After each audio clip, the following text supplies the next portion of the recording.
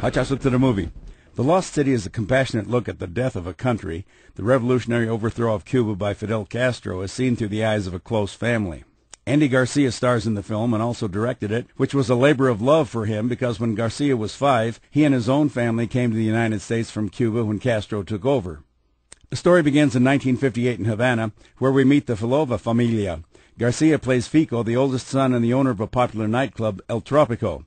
During a meeting of the family men, they are discussing the future of their country, and Fico says, "What you need is a little evolution, not revolution."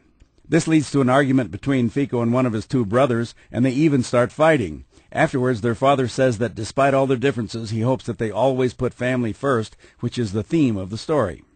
Bill Murray, who is credited only as the writer, shows up at Fico's nightclub and makes wisecracks.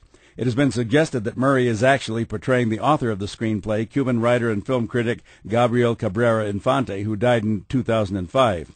Fico likes him enough that he hires him to pretend he is Fico's security.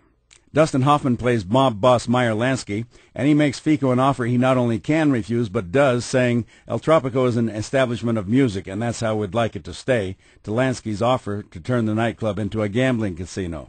Yes, you will be reminded of The Godfather and of Casablanca, too, perhaps even a little too much. There's even a scene of a death in the open that seems too much like Marlon Brando's famous death scene in The Godfather. There are some interesting editing techniques for cross-cutting between scenes, but for the most part one could say that an actor who directs himself has a fool for a director.